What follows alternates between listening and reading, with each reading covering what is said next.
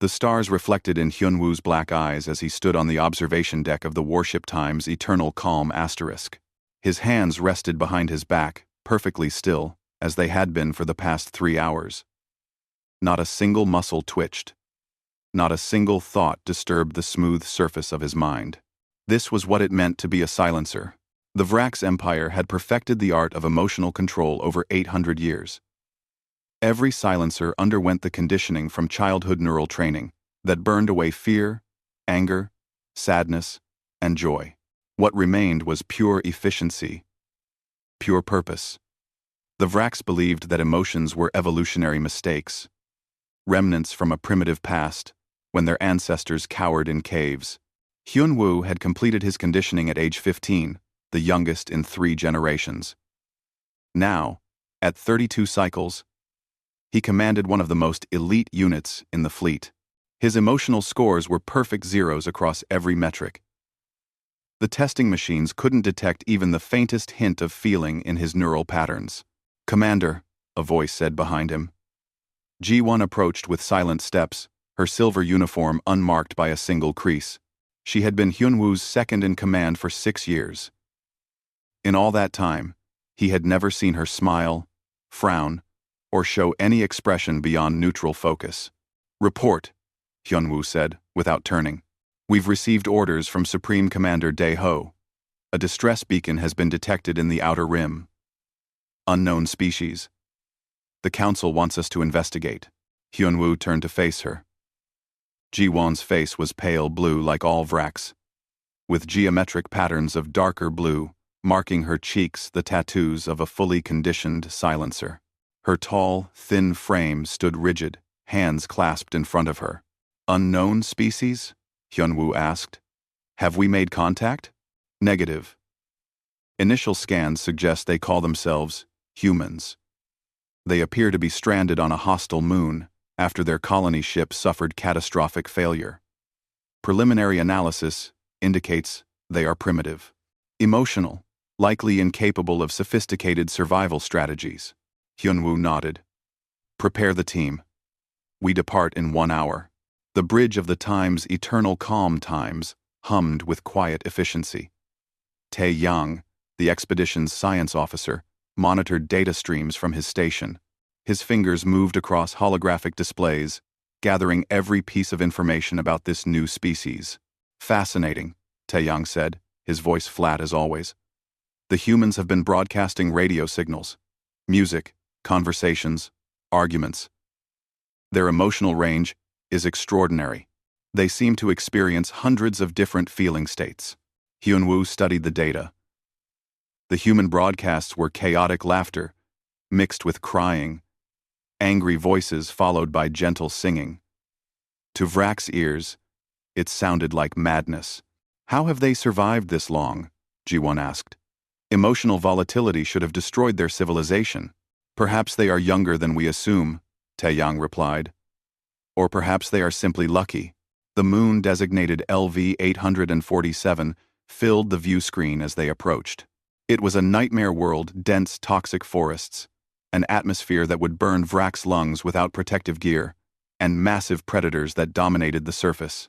Sensor readings showed packs of 6-legged creatures that hunted in coordinated groups. "How many humans survived the crash?" Hyunwoo asked. 47 life signs, Tae-young responded, including 12 juveniles. They have been on the surface for 3 months. 3 months in those conditions should have been impossible. Hyunwoo felt something that might have been curiosity, but his conditioning smoothed it away before it could fully form. Emotions were inefficient. He needed only facts. The landing team consisted of 12 silencers, all perfectly trained, all emotionally dead. They wore light armor and carried energy weapons that could cut through the moon's predators with ease. Hyunwoo led them down in a small assault craft, landing half a kilometer from the human settlement. Through enhanced optics, they observed the human camp. It was crude, but functional. Walls made from crashed ship parts surrounded a cluster of shelters. Guard towers stood at 4 corners, with humans rotating watch duties. Everything showed signs of desperate adaptation, local materials fashioned into tools. Alien plants, cultivated in rough gardens. Weapons crafted from metal scraps. They're more organized than expected, Ji-won noted. Hyun-woo watched a human woman walking between shelters. She moved quickly, her head turning constantly, checking every shadow. Her body language screamed of fear. Yet she continued her tasks without hesitation.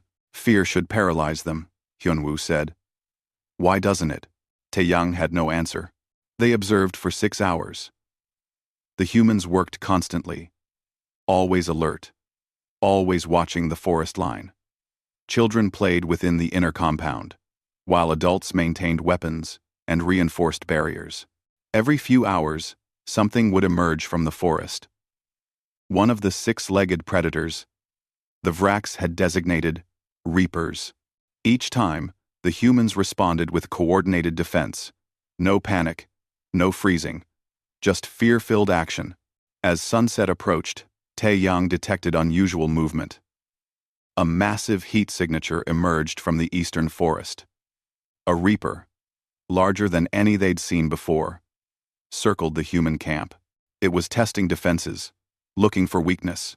The humans saw it too. Guards called out warnings. People grabbed weapons. Children were herded into a fortified shelter in the center of camp. Then, the Reaper charged. Hyun-woo watched with clinical interest as the humans executed their defense. A man with dark hair, clearly their leader, shouted orders while running toward the breach point. His face was twisted with terror. His hands shook as he gripped his makeshift spear. Yet his tactics were sound. He led a group that drew the Reaper toward a concealed pit. The creature fell through camouflaged netting, impaling itself on sharpened stakes below. It thrashed and screamed. The humans drove more spears into it from above, their faces wet with tears, their bodies trembling. When the Reaper finally died, the humans didn't celebrate. They simply dragged the body away, reset their trap, and returned to their posts. Several were crying openly. The dark-haired leader sat down and put his head in his hands, shoulders shaking. He's breaking down, Ji-won observed. But 5 minutes later, the man stood up, wiped his face, and resumed his patrol. This is impossible, Tae-young said, and for the first time, there was something in his voice that wasn't completely flat. Their stress hormones should have destroyed their ability to function. I'm reading cortisol levels that would kill a Vrax. Yet, they continue. Hyun-woo made a decision. We make contact. Now. The silencers activated their armor's visibility protocols and approached the human camp in formation. Within seconds, alarms rang out. Humans scrambled to defensive positions, weapons aimed at the approaching Vrax. Hyun-woo raised both hands, palms forward, hoping the gesture was universal. Through his helmet's translator, he broadcast on multiple frequencies. We mean no harm. We detected your distress beacon. We are here to help. The dark-haired human leader stepped forward, a crude rifle pointed at Hyun-woo's chest. His eyes were wide with fear, but his hands were steady. Who are you? The human demanded. I am Commander Hyun-woo of the Vrax Empire. We are explorers and observers. You are the first of your kind we have encountered. The human studied him for a long moment. Behind him, other humans whispered urgently. Finally, he lowered his weapon slightly. I'm Min-sok, leader of what's left of the colony ship Times New Dawn ***. You say you're here to help? If you will permit it. Min-sok's jaw clenched. Fear still radiated from him in waves that Hyun-woo could almost feel despite his conditioning. Yet, the human nodded. We need help, but we need to know your intentions first. As Hyun-woo and his team entered the human camp, he noticed something that would haunt him in the days to come. The humans were afraid of everything: the Vrax, the approaching night, the sounds from the forest. Fear surrounded them like an atmosphere, but they didn't let it stop them. They simply lived with it, breathed it, used it somehow. Hyun-woo had spent his entire life learning that fear was the enemy of effectiveness. Yet here were beings drowning in fear, who were somehow more effective because of it. The thought disturbed the perfect calm of his mind, like a stone thrown into still water. For the first time in 17 years, Commander Hyunwoo felt the faintest crack in his conditioning, and he had no idea that this was only the beginning. Min-seok led them to the largest shelter in the compound. Inside, the space was cramped and smelled of human sweat and fear. Several other humans waited there, all watching the Vraks with expressions that ranged from hope to suspicion. Hyunwoo studied them carefully. They were shorter than the Vraks, with varied skin tones and strange hair growing from their heads. Their faces were incredibly expressive, showing dozens of micro-movements that the Vraks' conditioning had long since eliminated. Every human displayed visible signs of stress, rapid breathing, dilated pupils, tense muscles. "This is Haejin, our doctor," Min-seok said, gesturing to a woman with tired eyes and bloody hands. "And this is Young Soo, one of our engineering apprentices." Young Soo was barely more than a juvenile, perhaps 16 human years. He stared at the Vraks with undisguised fear, but didn't back down. His hands gripped a metal rod like a weapon. "You're really aliens," Young Soo said, his voice cracking. "I mean, we knew there had to be others out there, but seeing you, it's terrifying and amazing at the same time." Ji-won glanced at Hyunwoo. The boy had just admitted to being terrified, yet he stood his ground. By Vrak standards, he should be useless in this state. Yet here he was, functional and alert. "We have many questions," Hyunwoo said. "But first, tell us what you need." Min-seok's shoulders sagged slightly. "Everything. Food supplies are running low. Our water filtration is failing. Medical supplies are almost gone. And the Reapers, those creatures outside, they're getting bolder. We've lost 6 people in the last month." Haejin spoke up, her voice shaking. "We have wounded who won't survive without proper care. Children who are sick from the atmosphere. If you have medical technology, we can provide aid," Hyunwoo confirmed. "But I have a request in return. We wish to study your people. You are unlike any species we've encountered. Your ability to function under extreme stress defies our understanding of psychology." Min-seok's eyes narrowed. "Study us how?" "Observation, biological scans, conversations. We have no interest in harm, only knowledge." The humans exchanged glances, some silent communication passing between them through facial expressions alone. Finally, Min-seok nodded. "Fine, help us survive, and you can have your data. But our children stay off-limits for any invasive procedures." Agreed. Over the next several days, an unusual partnership formed. The Vraks provided medical supplies, food synthesizers, and defensive equipment. In return, they observed everything the humans did. Tae Yang was particularly fascinated by human biology. He ran countless scans on willing volunteers, his neutral expression never changing, even as the data shocked him. "Their stress hormone levels should be lethal," he told Hyunwoo on the 3rd day. "Adrenaline, cortisol, norepinephrine all elevated far beyond what Vrak's physiology could tolerate. Yet not only do they survive, they seem to use these chemicals to enhance performance. How is that possible? I don't know. It's as if they evolved to weaponize their own fear response." Ji-won spent most of her time with Haejin in the medical shelter. The human doctor worked 18-hour days, treating wounds, fighting infections, comforting the frightened. Ji-won watched as Haejin's hands trembled while suturing a deep cut on a child's arm. Tears streamed down the doctor's face. She was clearly terrified of making a mistake, but her stitches were perfect. "How can you work like this?" Ji-won asked. "Your emotional state should make precision impossible." Haejin didn't look up from her work. "The fear keeps me sharp. It reminds me that this matters, that this child's life depends on me getting it right. If I couldn't feel fear, I might get careless. We consider emotions to be errors in thinking. Maybe for you. For us, emotions are the whole point. What's the purpose of surviving if you can't feel anything about it?" The question bothered Ji-won more than she wanted to admit. Hyunwoo spent time with Min-seok, learning about human history, They sat on the camp's wall as the sun set, painting the toxic sky in shades of purple and red.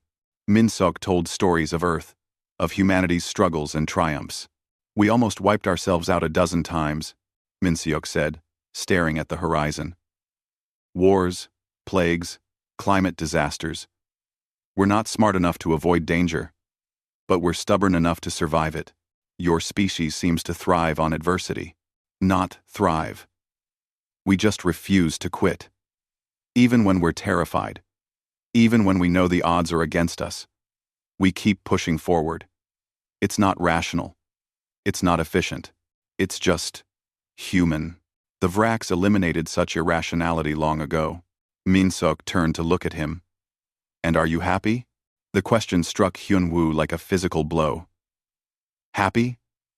The concept was meaningless. Happiness was an emotion, and emotions were weaknesses to be purged. He opened his mouth to explain this, but the words wouldn't come. I don't understand the question, he finally said. I know, Minsok replied sadly. That's what scares me about you. On the 6th day, everything changed. Taeyang's sensors detected massive movement in the forests. Hundreds of heat signatures, all converging on the human settlement. Reapers, far more than they'd ever seen in one place.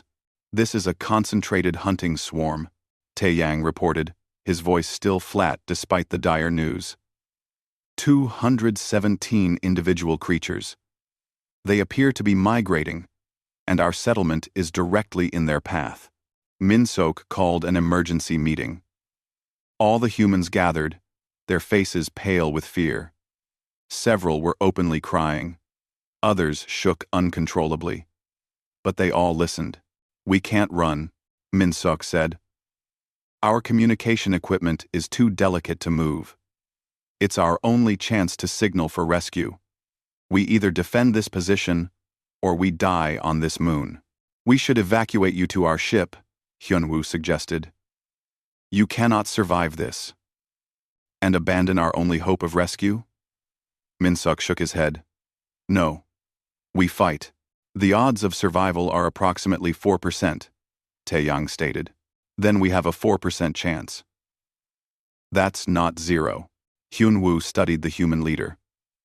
Minsok's entire body trembled with fear. His voice shook. Sweat covered his face. Every biological indicator screamed of terror, yet his jaw was set with determination. This is madness, Ji-won said quietly. This is humanity, Haejin corrected her. Hyunwoo contacted the fleet. Supreme Commander Daeho listened to his report in silence before responding. Your mission is observation, not intervention. However, allowing the humans to be slaughtered serves no purpose. You are authorized to provide defensive support. But Hyunwoo, be careful. These beings are dangerous in ways we don't yet understand. They're primitives armed with scrap metal. How dangerous can they be? That's what concerns me. They shouldn't have survived this long. Yet they have. There's something we're missing. As the sun began to set, the defenders took their positions. Humans manned the walls with their crude weapons. Vrak silencers positioned themselves at strategic points with energy rifles. Young-soo stood at the eastern barricade, gripping his metal rod with white knuckles. Hyunwoo watched the boy's face. Young-soo was absolutely terrified. Tears ran down his cheeks. His whole body shook like a leaf in the wind. Are you capable of fighting in this condition? Hyunwoo asked. Young-soo looked at him with red eyes. I don't know. I've never been this scared in my life. But my parents died in the crash. This settlement is all I have left. So yeah, I'll fight. Even if I'm crying the whole time. Fear should prevent you from functioning. Fear reminds me what I'm fighting for. The first reapers emerged from the forest as darkness fell. Then more. Then hundreds more. They moved like a living tide. 6 legs propelling each massive body forward with terrifying speed. Their mouths gaped open, showing rows of teeth designed to tear and rend. Minseok stood on the wall, raised his weapon, and screamed to his people. For the time's new dawn, *. For Earth, for everyone we've lost. The humans screamed back. their voices raw with terror and defiance. And the battle began. Energy weapons flashed in the darkness. Human traps triggered, impaling dozens of reapers. The creatures crashed against the walls like waves against a cliff. And through it all, the humans fought with tears streaming down their faces and fear choking their throats. G1 watched in amazement as a human woman fought 3 reapers at once, sobbing the entire time but never stopping.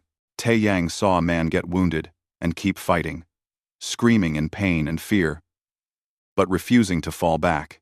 Hyunwoo cut down reapers with precise shots, his conditioning keeping him calm and efficient. Beside him, Young-soo stabbed wildly with his metal rod, crying and shouting, his technique terrible but his determination absolute. "Why won't you break?" Hyunwoo shouted over the chaos. "Why don't you stop?" Young-soo didn't answer.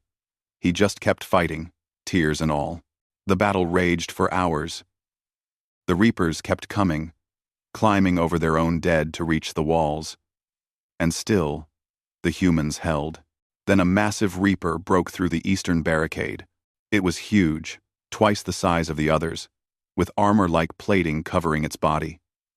It smashed through the fortifications and grabbed a small child in its jaws. A little girl who screamed for her mother. Haejin lunged forward with nothing but a medical scalpel, trying to save the child. The reaper's jaws closed around the doctor, and Min-seok screamed. The sound that came from Min-seok's throat was unlike anything the Vraks had ever encountered. It wasn't a cry for help. It wasn't a wail of despair, or a shout of pain. It was something primal, something that reached back through millions of years of human evolution. It was the sound of a predator declaring war. The scream carried across the battlefield, cutting through the chaos of battle like a blade. It held rage and grief and determination, all mixed together into one raw expression of defiant fury. It said, without words, "Asterisk. You will not take us. You will not win. We will survive, because that is what humans do." Asterisk. Hyunwoo heard the scream and felt something impossible happen. His conditioning shattered. 800 years of Vrak's emotional training, 17 years of his own perfect discipline, centuries of cultural evolution toward complete emotional control. All of it collapsed in an instant. The scream didn't trigger fear. It triggered something deeper, something written into the genetic code of every living creature in the galaxy. It triggered the recognition of an apex predator's battle cry. Hyunwoo's hands began to shake. His weapon fell from his grip. His breath came in short gasps. His mind, so carefully trained to be empty and calm, suddenly flooded with sensations he couldn't name. Terror, awe, something that might have been respect or might have been dread. Around him, other silencers experienced the same collapse. Ji-won dropped to her knees, her perfect posture crumbling as emotions she'd never felt before crashed through her consciousness. Taeyang staggered backward, his analytical mind fracturing under the weight of feelings that defied analysis. Even aboard the fleet orbiting above, Supreme Commander Daeho felt the scream through the transmitted audio. He gripped his command chair, 2 centuries of conditioning, evaporating like morning frost under a blazing sun. For the first time in his long life, Daeho felt cold fear settle into his core. "What are they?" he whispered. On the battlefield, the humans transformed before the Vrax's broken eyes. Min-seok charged the massive reaper bare-handed. His face was twisted with rage and terror, tears streaming down his cheeks, but his eyes burned with something beyond rational thought. He grabbed the creature's jaw and pulled with strength that should have been impossible for his small frame. The reaper released Haejin, turning its attention to this new threat. Min-seok didn't back away. He drove his fist into the creature's eye socket, screaming the entire time, his voice raw and broken and absolutely terrifying. Young-soo abandoned his metal rod and grabbed a sharpened beam of hull plating. The boy who had been crying moments before now wore an expression of pure fury. He drove the beam through a reaper's skull with a strength born of desperation and rage, screaming words in his native language that needed no translation. Eun-ji, the engineer who had been quietly working on communication equipment throughout the siege, appeared carrying a jerry-rigged explosive made from fuel canisters and wiring. Her face was wet with tears, but she was grinning, actually grinning as she threw herself into a cluster of Reapers and detonated the device. The explosion scattered Reaper parts across the compound.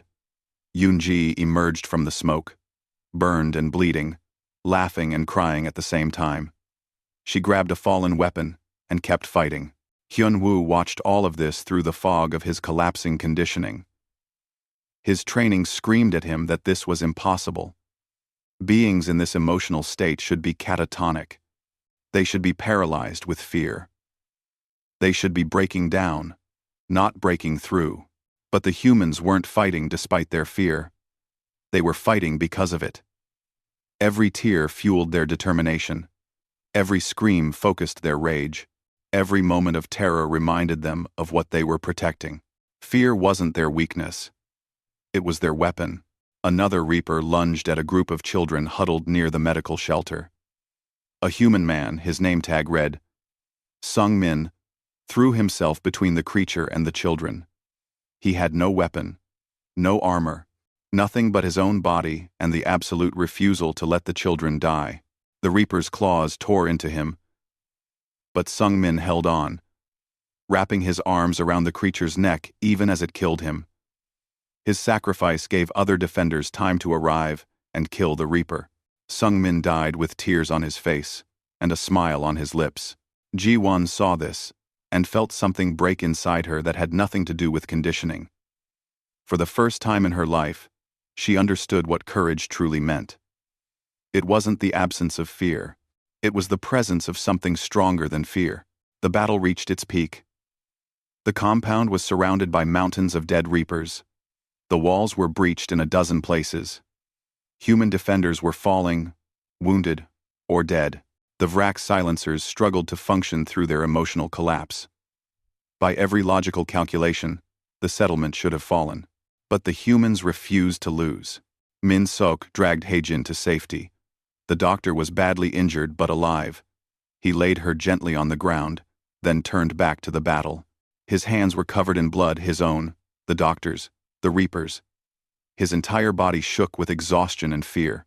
But he picked up a weapon and returned to the wall. How? Hyunwoo managed to ask, his voice breaking on the word. How are you still fighting? Min-sok looked at him with eyes that held depths the Vrak's commander was only beginning to understand. Because giving up isn't in our nature. We're human. We're scared all the time. Of death. Of failure. Of losing the people we love. But fear doesn't stop us. It drives us. This should be impossible. Everything humanity has ever accomplished was impossible. That's never stopped us before. A smaller Reaper charged at them. Hyunwoo tried to raise his weapon, but his hands were shaking too badly. His conditioning was gone, and he had no idea how to function without it. Fear paralyzed him completely. Min Seok stepped in front of him and killed the Reaper with 3 precise strikes. The human was crying, shaking, clearly terrified. But his movements were clean and efficient. You feel everything we feel right now, don't you? Min Sok said, breathing hard. Your emotional control is gone, and you don't know how to handle it. Hyunwoo nodded, unable to speak. Here's the secret, Min Seok said, gripping his shoulder. You don't fight the fear. You use it. Let it sharpen your senses. Let it remind you why you're standing here. Feel everything, and then act anyway. Young Soo appeared beside them, covered in blood and burns. The boy's face was a mask of terror and determination. More coming from the west wall. They ran together, human and Vraks, both afraid, both still fighting. The battle raged on. The Reaper swarm began to break. Their numbers finally thinned enough that the defenders could push back. Taeyang managed to regain enough function to use his weapon. Ji-won fought alongside Haejin's assistant, both of them crying but refusing to stop. As the last Reaper fell, silence descended on the compound. It was the silence after a storm, heavy with exhaustion and loss. Bodies lay everywhere, Reapers and humans both. The survivors stood among the carnage, bleeding and broken. 43 humans remained standing. They were wounded, traumatized, soaked in blood and tears. Several sat down where they stood and sobbed openly. Others embraced each other, crying into each other's shoulders. And they had won. Hyun-woo walked through the aftermath in a daze. His perfect emotional control was gone, replaced by a chaos of feelings he had no framework to process. He felt horror at the violence he'd witnessed, grief for the fallen, awe at the human capacity for survival, and something else, something that might have been admiration or might have been fear. He found Min-seok sitting beside Haejin, holding her hand while she received emergency medical treatment from the Vrax medics. The human leader's face was streaked with blood and tears. His eyes were red and swollen from crying. "We lost 9 more," Min-seok said quietly. 9 good people. We're down to 38 survivors. You saved the children. You saved the settlement. At what cost? Min-seok's voice cracked. I can still hear their screams. I'll hear them for the rest of my life. Hyun-woo sat down beside him, his legs no longer steady enough to hold him upright. I don't understand you. You're drowning in grief and terror, yet you won a battle that should have been impossible. That's what makes us human. We feel everything, the fear, the pain, the loss. We don't shut it out. We carry it all, and keep moving forward anyway. Why? Min-seok looked at him with eyes that had seen too much. Because the alternative is giving up. And humans don't give up. We can't. Even when we're broken, even when we're terrified, even when we've lost everything, we keep going. It's not rational. It's not logical. It's just who we are. Across the compound, young Soo was helping to gather the fallen. The boy moved slowly, tears streaming down his face, his shoulders shaking with silent sobs. But he continued the grim task, treating each body with gentle respect. Ji-won watched him and felt emotions she couldn't name. He's broken, she said to no one in particular. No, Yoonji replied, appearing beside her with bandages wrapped around her burns. He's human. There's a difference. What difference? Broken things don't function. Humans function anyway. The Vrax fleet sent down medical teams and supplies. Supreme Commander Dae-ho himself came to the surface, his ancient face showing traces of expression for the first time in centuries. He walked through the settlement, seeing the impossible victory with his own eyes. He found Hyun-woo sitting alone, staring at his hands. The young commander looked lost, his perfect calm shattered beyond repair. Commander, Dae-ho said softly. Hyun-woo looked up. I failed. I lost control. I felt everything, as did I. As did every silencer who heard that scream. Dae-ho sat beside him. We have been wrong about so many things.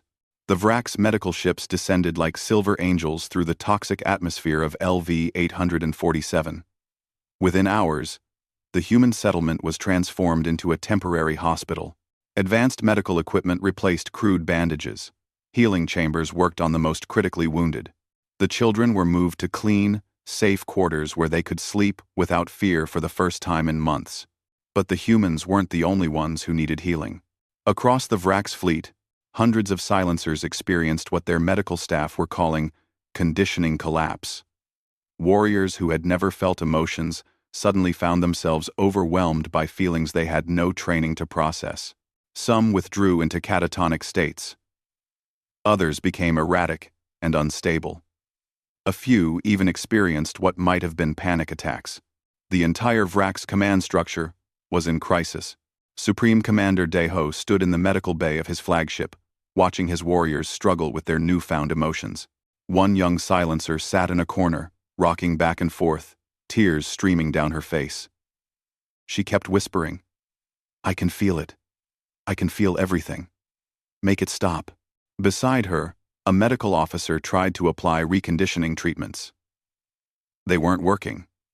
The emotional barriers, once broken, couldn't simply be rebuilt. How many have been affected? Dae-ho asked his aide. 372 confirmed cases of conditioning collapse. All of them either present at the battle or exposed to the transmitted audio of the human scream. We've quarantined the recordings, but the damage is done. And the humans? 38 survivors. 12 are in critical condition but expected to recover. The rest have various injuries but are stable. Psychologically. The aide hesitated. The human doctor says they're all traumatized but functional.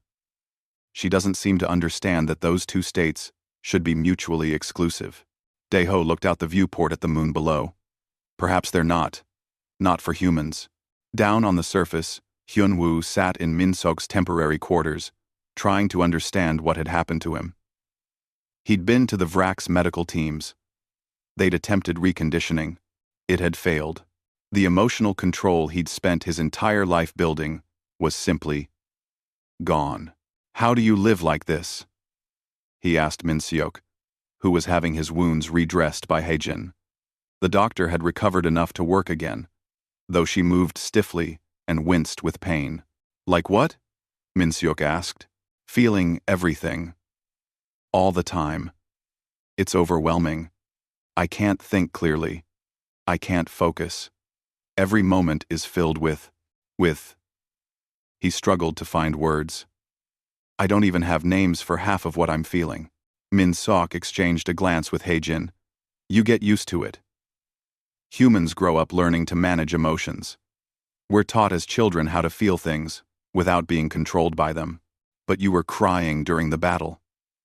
You were terrified. Yeah. And? How could you function? Haejin spoke up, her voice gentle.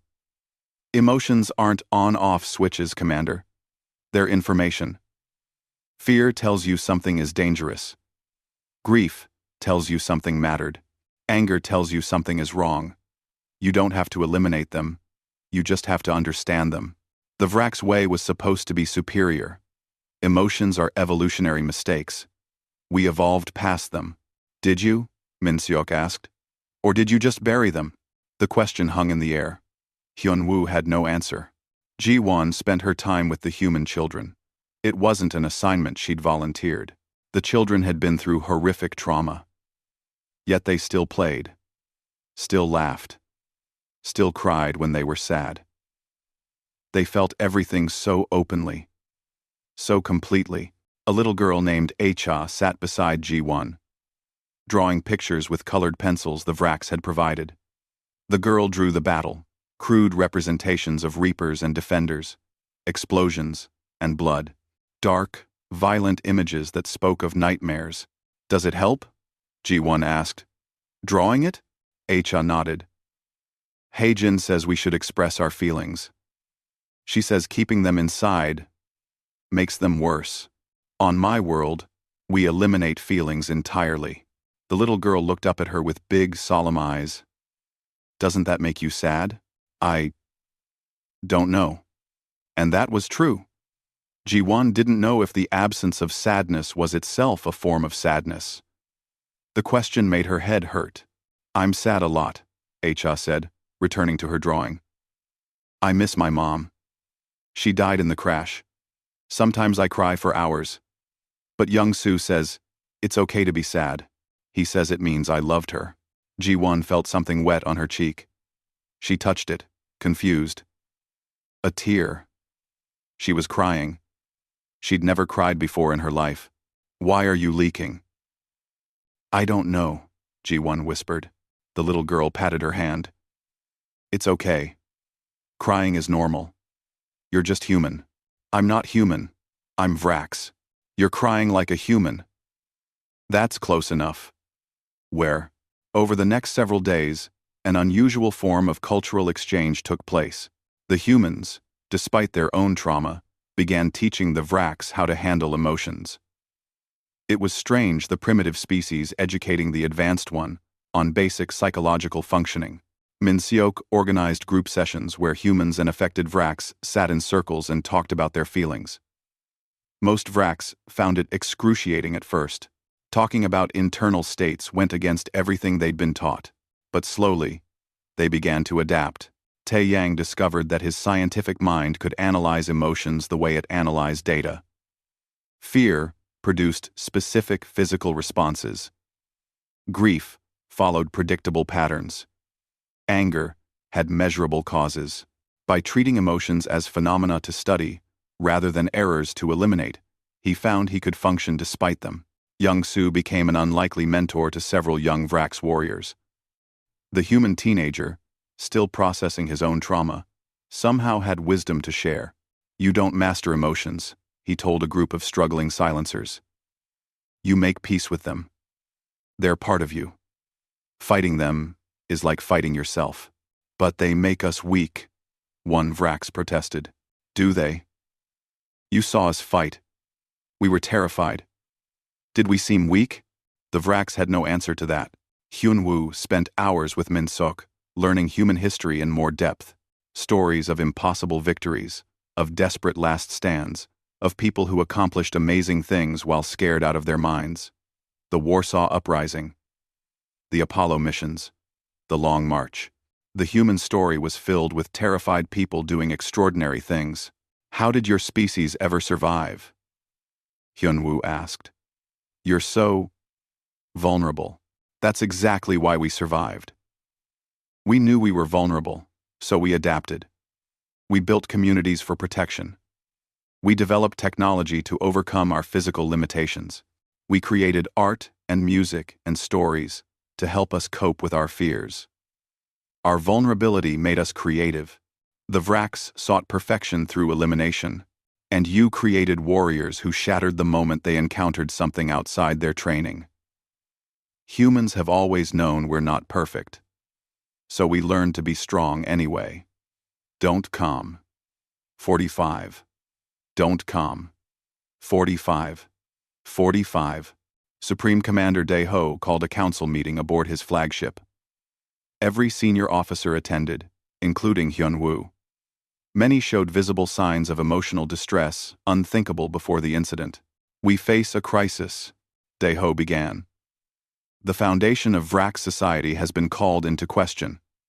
Our conditioning, which we believed made us superior, has proven fragile. We should strengthen it," one admiral argued. "Develop new techniques. Prevent this from happening again. And if it happens again anyway," another officer countered. The humans broke 8 centuries of conditioning with a single sound. What if there are other species out there who can do the same? Do we hide from the galaxy in fear? The word fear echoed through the chamber. It was being used openly now, no longer a forbidden concept. Hyunwoo stood. "I propose we learn from the humans, instead of fearing them. They've offered to help us understand emotional integration. Not elimination. Integration. You want us to become like them?" Someone scoffed. "No. I want us to become better than we were." The Vrax way created perfect soldiers who couldn't adapt. The human way creates imperfect beings who can survive anything. Perhaps there's a middle path. Dae-ho considered this. The old commander had ruled for 2 centuries with perfect emotional control. Now, with that control gone, he was discovering something interesting. He could still think, still lead, still make decisions. The emotions didn't destroy his capabilities. They just added context. "Very well," Dae-ho said. "We will establish an exchange program. Vrax will learn from humans. And perhaps we have things to teach them in return." On the surface, preparations began for the humans' departure.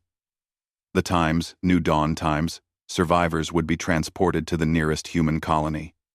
Their ordeal on LV-847 was finally over.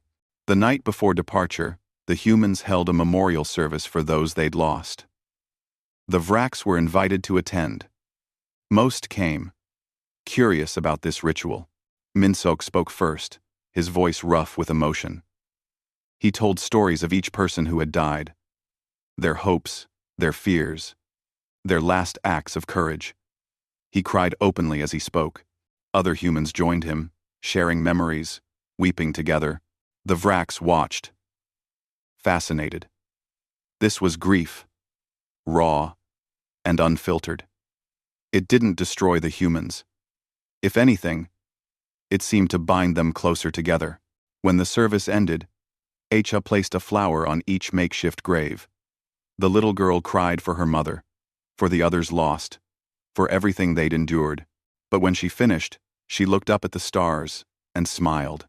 "They're free now," she said. "No more reapers, no more fear." G1 knelt beside her.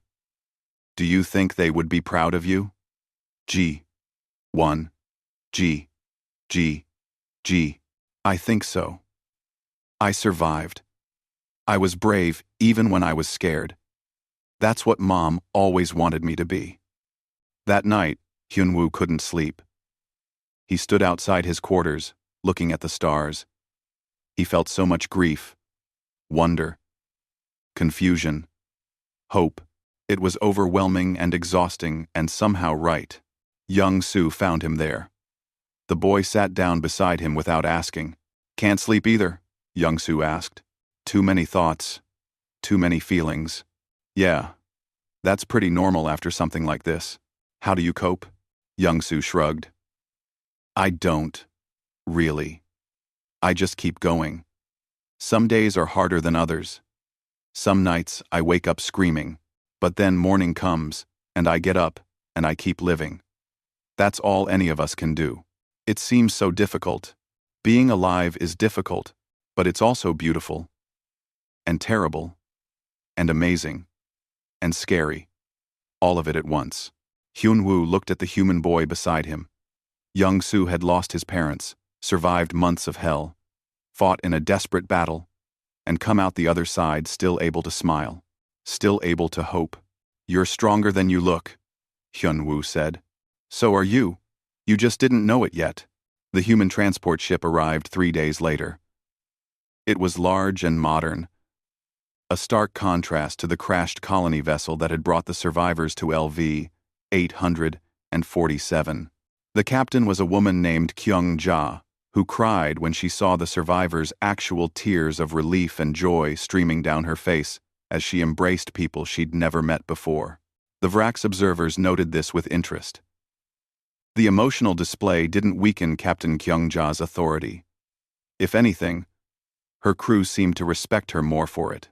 38 survivors, she said to Min-sok, gripping his hands tightly. "When we heard the distress call, we feared the worst. But you did it. You kept them alive.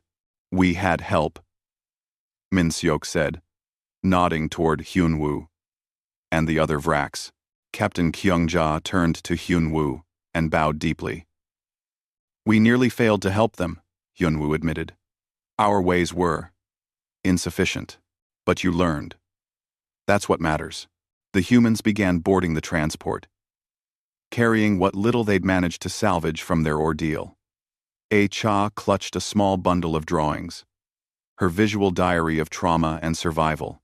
Young-soo carried a piece of the Times New Dawn ***'s hull plating, a reminder of everything they'd endured. Before boarding, many of the humans sought out the Vraks who had fought beside them. There were embraces, tears, promises to stay in contact. The Vraks, still uncomfortable with physical affection and emotional displays, nonetheless accepted these gestures with growing understanding. Haejin found Ji-won and hugged her tightly. "Thank you for everything. For the medical supplies. For fighting with us. For learning from us." Ji-won stood rigid for a moment, then carefully returned the embrace. "I learned more from you than you learned from me. Maybe we needed to learn from each other." When Haejin pulled back, both of them had tears in their eyes. Min-sok was the last to board. He stood with Hyunwoo at the base of the transport ramp, both of them quiet for a long moment. "What will you do now?" Min-seok asked. "Return to my people. Try to help them understand what we've learned here. Try to teach them that emotions aren't the enemy. That won't be easy. Nothing worth doing is easy." "You taught me that." Min-seok smiled sadly. "I didn't teach you anything.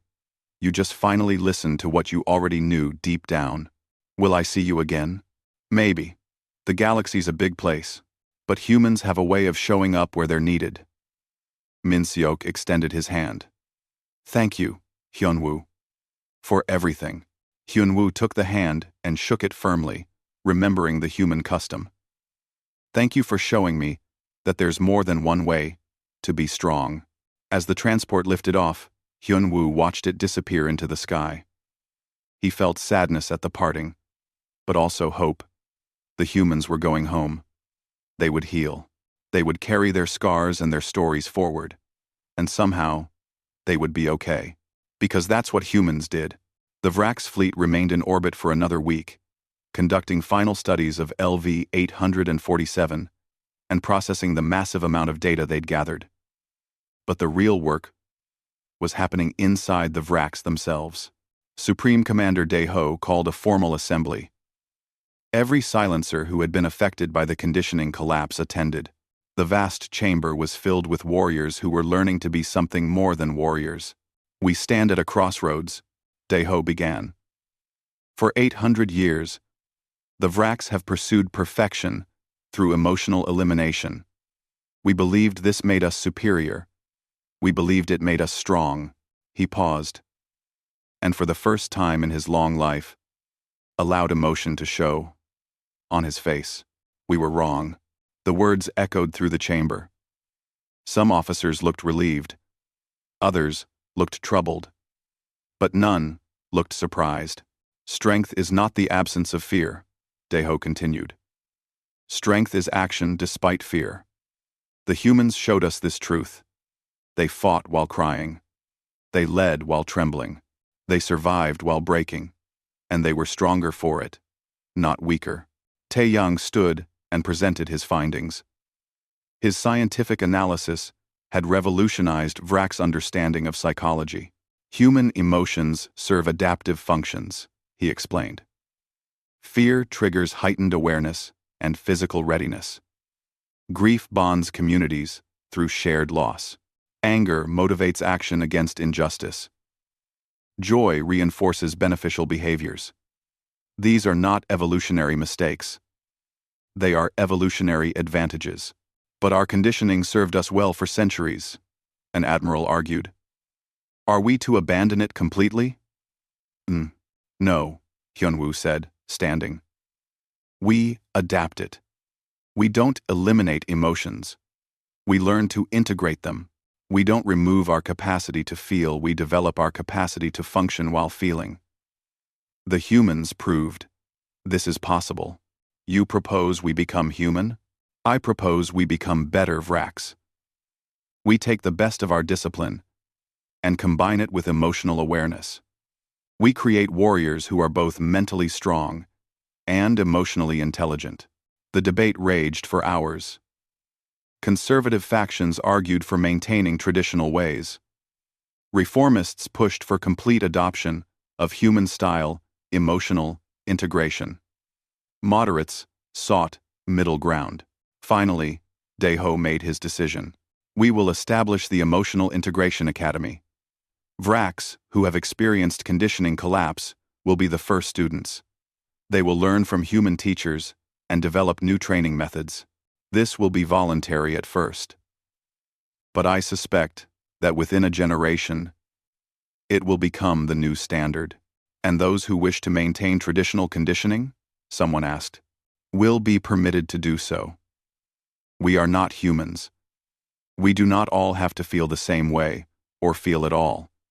But we must acknowledge that emotional elimination is a choice, not a necessity, and it comes with limitations we can no longer ignore.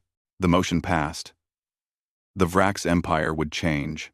G1 was appointed as the first director of the Emotional Integration Academy. She stood before a class of 30 Vrax, all of them struggling with newfound feelings. All of them desperate for guidance. I'm not an expert, she admitted. I'm learning, just like you. But I've spent time with humans. I've seen how they manage emotions, and I believe we can find our own way. One student raised a hand. What if we fail? What if emotions make us weak? Then we'll be weak, but at least we'll be real. At least we'll be fully alive. Across the empire, the changes rippled outward. Some Vrax embraced the new philosophy eagerly. Others rejected it entirely. Most fell somewhere in between, curious, but cautious. Hyunwoo was assigned as the first Vrax ambassador to human space. Before he departed, Daeho called him to his private quarters.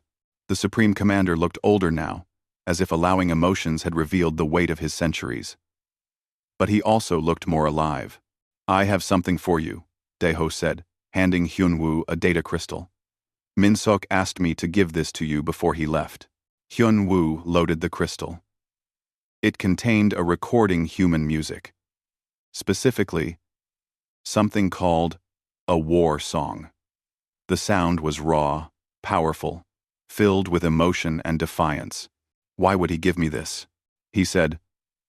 "For when you need to remember that screaming in the face of darkness isn't weakness. It's how humans say, 'Not today. Not us. Not ever.'" Hyunwoo listened to the song. It stirred something in him. Something that might have been courage, or might have been fear, or might have been both at once. He understood now that those things weren't opposites. They were partners. "I'll carry it with me," he said. Months later, Hyunwoo stood aboard a diplomatic vessel approaching Earth. The human homeworld was blue and white and beautiful. A planet that had nearly destroyed itself a dozen times, but somehow survived. Much like the humans themselves, his communication console chimed. It was a message from G1. "The Academy is growing. We now have 200 students. Some are struggling, some are thriving, but all of them are learning that emotions don't have to control us, we can control how we respond to them." The humans were right about so many things. Hyunwoo smiled. Smiling was still strange, but he was getting better at it. He sent a reply. "Keep teaching them.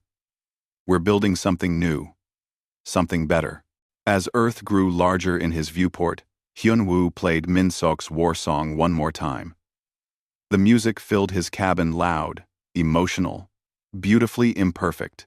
He thought about the battle on LV-847, about the scream that had broken 8 centuries of conditioning, about a little girl named Acha, who cried for her mother, but still found the strength to smile, about Young-soo, who faced monsters while trembling with fear, about Min-seok, who led while falling apart, about humans, who proved that you could feel everything and still be strong.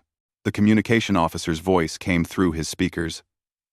"Ambassador, we're being hailed by Earth Traffic Control. They're welcoming us to the homeworld." 1. "Respond with our greetings," Hyunwoo said. "Tell them we come to learn."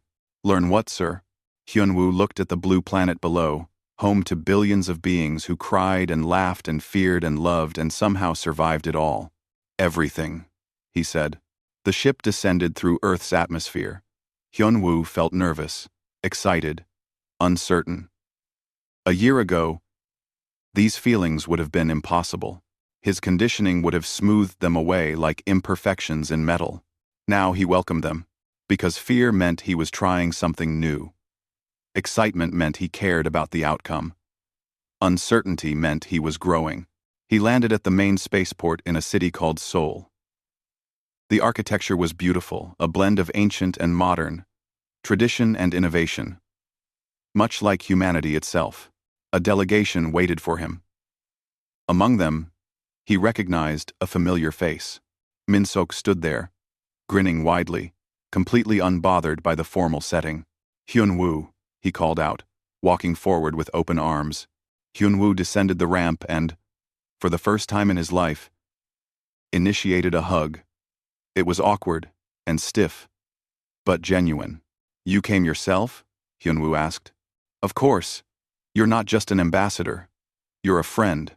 The word hung in the air between them. Friend.